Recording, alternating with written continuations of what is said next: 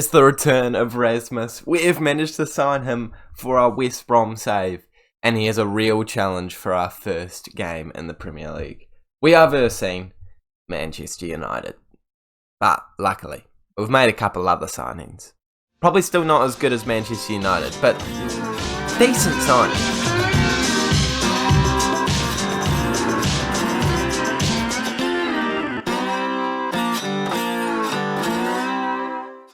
Hey guys, and welcome back to the 7th episode of the FM23 West Brom Save with me, Raxo FM, where today we are going over all of the signings that we made in the transfer window and playing our first games in the Premier League against Manchester United and Newcastle United. Two very difficult games to start with, but I'm going to back us to get 1 point? No, we'll probably get 0 points. But we've made some good signings, which is why you're all clicking on the video, why you all want to see what is going on with this save, as well as the fact that, of course, these are our first games in the Premier League. So if you are excited for it, please make sure you do smash the like button on today's video, as well as subscribing to the Rax with Him YouTube channel so you don't miss more Football Manager content just like this and every single Premier League game. Well, you won't watch every, but you know what I mean. You'll get updated on what's happening throughout the season. It could be a very difficult one. So, can we please smash 15 likes to get us a wee bit of luck against Man United and Newcastle today? Very difficult sides, but very good signings have been made. Since last time we saw each other, we have spent £43 million and some, I believe. In total, we have spent £35 million. Actually, nowhere near as bad as I thought, but we're going to start with the sales. Bartley has left the club on a free. We've also gotten rid of Kipri, who was out on loan last season, so happy to get 2 mil for him. Loaned out Josh Griffiths, a young goalkeeper. Lucas has left the club for a nice profit of £1.2 million. And Taylor Gardner-Hickman has gone out on loan.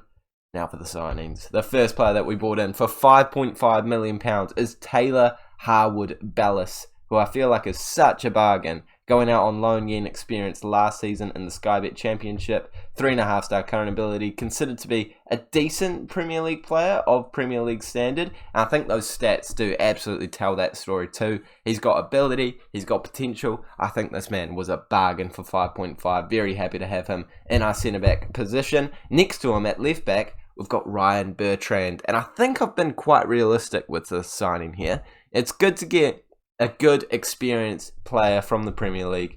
Bertrand has played for years in the Prem. Admittedly, did not play a single game last season, but I feel like he's still got that experience in his locker after playing all these seasons for Southampton and a couple of games for Leicester in that season. So I back him. I think he's going to be a really good signing.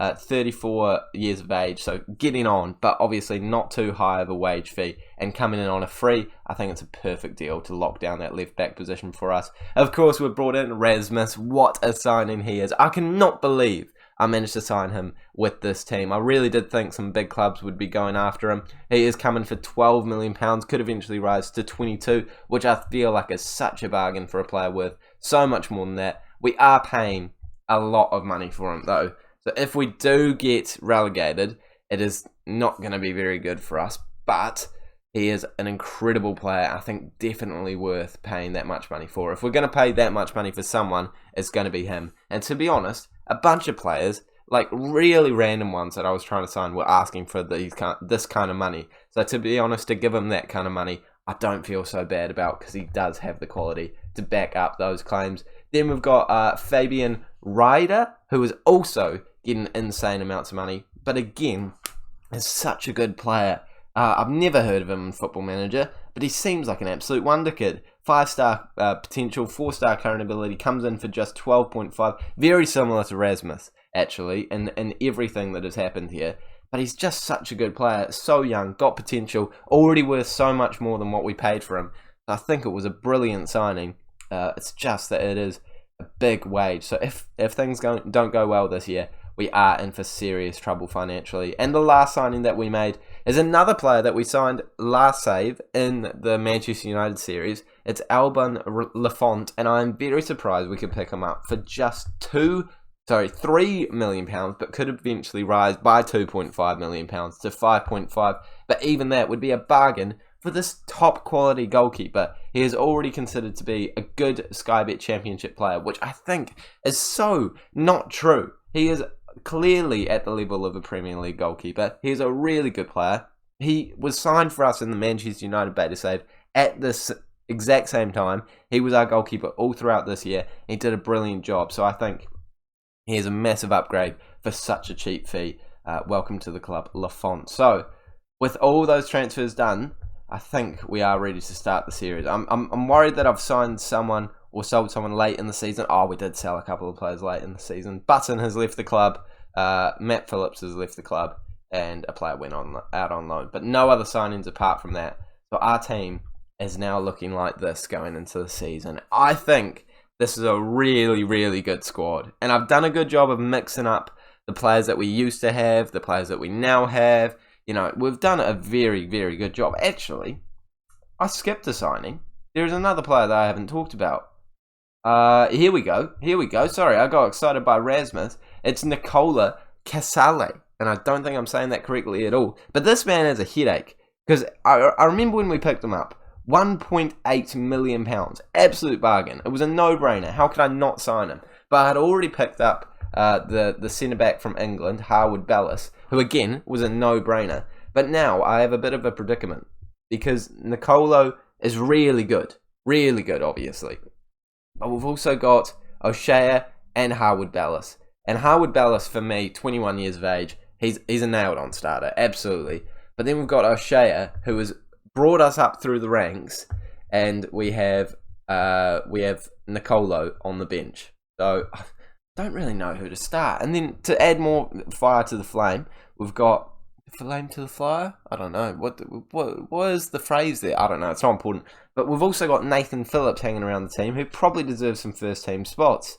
So yeah, I'm starting with this. And I feel pretty confident in that choice. And Furlong keeps a spot at right back. So actually, there's 1, 2, 3, 4, 5, 6 players still in the team. So only half of the team is switched, which I feel like is pretty good, considering the way that a lot of teams are switching in real life after being promoted. So Cantwell's still in there. Grant's still in there, although I would prefer a better player than Grant, to be honest. But he's going to do the job for now. We've obviously got Rasmus up top. We've got Rogic, Ryder in there. We've got OK, Furlong, Harwood Bellis, O'Shea, Bertrand, and Lafont in between the sticks, with a lot of very tidy players on the bench too. I do need another central midfielder though, because currently our best one is Mowat and Onama. And Onama is slightly more attacking as well, so yeah, might be keeping an eye out for that. In terms of what the club want us to do this year, of course they just want us to attempt to avoid relegation, which basically means if we do, it's not that big of a deal. I think we've done a very good job to put us in a decent position to do decent this year. I think we should be able to beat the average teams, but Manchester United and Newcastle, I don't know if I'd call them average teams. So we might have a struggling first episode, but if we can actually pick up a point out of either of those first 2 games, that is a serious result. And with Rasmus up top, anything could happen. Cantwell on the right, Grant on the left. It's a good attacking trio. Let's hope they connect in the first game. And we're versing Rashford, Sancho, Fernandes, Anthony Eriksson, Casemiro, Vanderson, Malacia, Martinez, Varane, and De Gea. No, Henderson. Henderson will take that. It's a very good Manchester United side. And we know from this channel how good those Manchester United players can be after our United beta save. But we've also got a couple of players from that beta save here. Lafont, Rasmus, and they're going to set the world on fire here. We've got Grant playing it back into OK. The first highlight looks like it could be going our way as Cantwell gets it. Trying to find space. Tries to find Rasmus, but doesn't quite have the pace. But he does have the closing down, but he doesn't quite actually get it. I got excited there for a minute. Malacia into Sancho. Bruno Fernandes plays it into Casemiro, and I do think now it is our opportunity. I was about to say it's going to be their opportunity. Grant over to Cantwell. Cantwell, yeah, Rasmus, you're miles off, mate. I'm not even getting excited about that. I'm sorry. It's beautiful to know that you can finish your dinner, but it would be lovely if you could just stay onside while you do it, because that is miles offside, mate. Absolutely miles. I was about to be prepared to be shocked out of my mind if it wasn't disallowed, but yeah, no, quite a distance offside there. But there's a good early warning sign showing that we can actually score goals, and Rasmus has got that finishing ability that we know about him. Ryder is a player that I'm slightly more unsure about because he kind of suits the deep line playmaker the most. But I can't play him as CDM because he doesn't have that ability, but then he's kind of like a cam too. Don't really know what his best position is. So right now I've got him as a deep line playmaker on support. But that does mean I have to drop OK down into a ball-winning midfielder, which I feel like is wasteful because he does have that attacking power too. But for now, I'm fine with it. And for now in this game, it does look like it's working. 5 shots to their 1. We're certainly holding our own against one of the better teams in this league. In fact, they finished... Where did they finish last year? They finished in 6th place. Okay, that makes me feel slightly worse. But still, a good Manchester United team, regardless of where they finished last year. We should not be competing as much as we are here. And if anything, we're doing better than the opposition. 10 minutes to go in this first half. Can we see another highlight coming our way?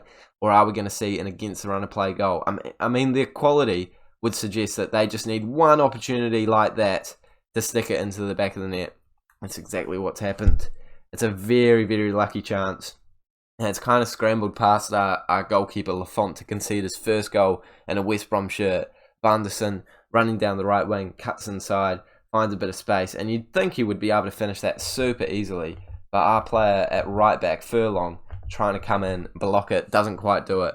Who knows if Lafont would have got a hand to it, but unfortunately for us, it has ended up in the back of the net. And I'm going to tell the boys, we've been incredibly unlucky so far because we have been the better of the two sides, and out of nowhere they've got a chance, they've got a goal, and now they're winning the game obviously, but we can bring ourselves back into it. We can do a decent job here, and I'm going to make substitutes to try and make sure that that does happen. Grant is looking tired, but he is arguably our best performer based off the rating. OK is definitely looking tired, so I am going to do an interesting switch.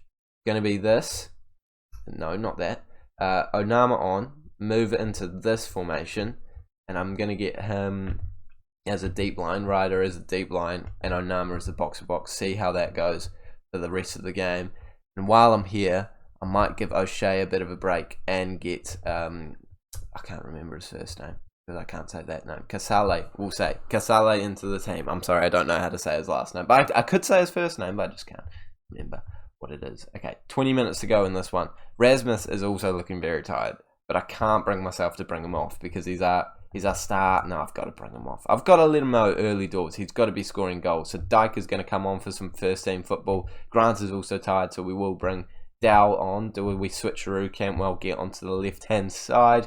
Still have one more substitute, but let's hold on to it for a minute.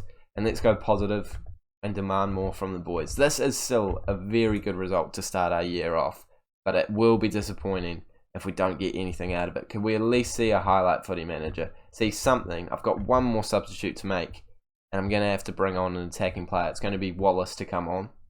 Bring Ryder off. Switcheroo, switcheroo, and switcheroo. There we go. Let's see if we get anything. 3 minutes of additional time. One more opportunity. It isn't given to us, but we can definitely hold our heads high after that performance.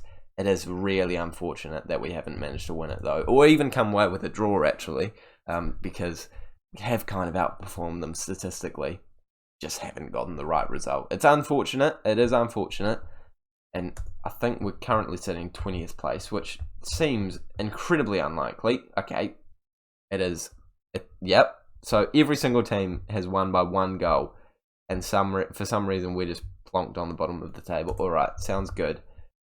Sweet, so we jump into the next game with bottom of the table West Brom versus 9th place Newcastle, who have probably brought in some seriously decent players. Let's take a look actually. They've brought in Otamendi, Grimaldo, Parisi. I've never heard of this dude. Must be half decent. Neves, yeah, Ruben Neves is a decent signing. Who'd they bring in last year? Anyone special? Danjuma, decent one. Taremi also. Livakovic. So actually they have strengthened in realistic ways, just like in real life. So I imagine their team is about as good as it is in real life. Grimaldo would seem okay, but I'm not afraid. I'm not afraid. Away from home after that performance, I think we can do a job. 1 point is the goal though. Okay, only 2 tweaks being made for this game, and it is moving okay down to an anchor, so even more defensive now. And we've brought I think is the word, Nicolo into that centre-back position. I do feel bad for O'Shea, but I feel like I can't keep the same centre-back pairing after that performance. Not that it was that shambolic, just, mix it up when we do really have some incredible players on the bench sitting there ready to go. But come on, let's come away with a decent result. Even a couple of highlights, a couple of chances. Obviously, I am using the more defensive version of the 4-3-3 here. I think that's for very obvious reasons right now. But I'm not afraid to move into the one with the central attacking midfielder if we are performing well or versing a team that I think we can perform well against. But early on in this game, they do get a chance. And one shot to us comes straight back, but no highlights to speak of until now, where I say no highlights to speak of. It's us on the ball. Furlong down the right-hand side, plays it into Cantwell, who I'm still kind of working out whether this right wing position works for him or not, but I feel like he's too good to not have him in the team. So even in their right wing position, I think he'll still be able to do a job. Willock tries to put a ball in. Is that a... Yeah, it's a goal. It's a goal. It's not a penalty. It's a goal. It's a goal. Yeah, no, it's a goal. All right, we jump straight back off after that, and just ignore it. Move on. Keep a bit of. I was about to say momentum, but we don't have any momentum building. So I'm just going to demand more. Hope something different happens for the second half of this first half. I'm already thinking Grant might need to make way, and Cantwell can go onto that left-hand side, and then we'll chuck someone else on the right-hand side. I'm not sure who, but someone can. Okay, tries to swing it out, but I can't find anyone. Otamendi picks it up into Trippier. Trippier's being very well tracked by... I think Gray's probably heard me talking about how we're going to take him out, because he's putting in some serious heart there, but can't win the ball back. And this high line seems like it's creating issues for us, because they can easily pop one over the top of us and get a highlight. But luckily for us, that's not what's happened in this highlight. But I feel like it very well could. See, look at how high our line is. I feel like that's just asking for problems. There we go. Wilson's in. I told you, it's going to happen. I know that this time it's been probably ruled out for offside. I think that is a real issue. So we're going to go standard and higher line. So there's a bit more of a gap between the two lines. But I still don't mind. I think it's going to work fine for us. Goal is awarded. And that's 2-0. Yeah, that high line. It's not the way to go, I don't think. Not in the Premier League. Because we're not counter-pressing enough. We're not good enough to counter-press the way these teams are counter-pressing. We do have to drop back a wee bit and accept the fact that we are going to take a wee bit of pressure every game, especially when versing these top teams like your Newcastles, like your Manchester Uniteds. The tactical changes definitely have to be thought about, but for now, I think we're still doing a decent job against these teams. The Manchester United game was certainly a highlight, but this one, it's not going quite as well. Would love to see us get an attacking highlight though, maybe even a goal in this game to give us a bit of a push attacking wise. But for now, we're still just defending for our lives. Danjuma curls it into the top corner. And now I think we can say it's looking like a bit of a shambolic performance. Kind of more what you would expect from a newly promoted side against one of the richest club, well, the richest club in world football. A 3-0 loss at the moment. The XG does suggest maybe it shouldn't be that way. But that's a really bad performance. And I'm going to have to make some substitutes soon if we don't see some kind of changes. Or just some tactical changes at the very least. Because this is not working right now. Bruno plays it through to Almiron. Another chance for a goal. It's blocked, and I hope that's the end of the highlight, unless we see a counter-attack from us. Furlong down the right-hand side. Who are you passing it to? Who are you actually passing it to? I would like to know who that was intended for. That's to no one. It's to no one, Furlong. You had time on the ball, you had space, and you've passed it to no one, and now they have an attacking highlight from it, and if we concede, you are actually going to be substituted. You're being substituted, mate. Even if this has been ruled out, Furlong's coming off. It's a goal. Furlong, you're going. You're an idiot. You're an absolute idiot. I know that is probably just the football manager thing showing it in a stupid way. No, you're getting substituted, mate. That's horrific. And now I feel like we have to move to this formation to even come in with a shot getting a decent result here. So we are going to do that. And we're going to bring Onama on. Play him on the right wing because he did do a really good job for us for some time on that right wing in the championship. and see if this sort of surprises the Newcastle boys as we go slightly more attacking in this second half of the... no, it's not even the second half. It's been 2 minutes of the second half. So just the first half of the second half. But here is Onama, the fresh legs. It's it over the top. Doesn't find anyone though. But I do like that our players were actually pressing for that ball there. And O'Shea again pressing for the ball. Wins it back a second time. Cantwell tries to get it to someone. Does find Bertrand. We're still on it. Cantwell in this new position. Trying to skip past defenders. Plays it back. This is much better football already. Okay. Over into Rasmus. He skied it. He has skied it. But that is beautiful football. That is so much better already. But I am going to be conscious of the fact that I was talking about the line quite a lot before. So I am going to bring it down. Even with us being more attacking here. But getting more shots already. So potentially this might be the way to go moving forward. Especially if we don't start a game very well. Half an hour to go. I still have a lot of substitutes to make.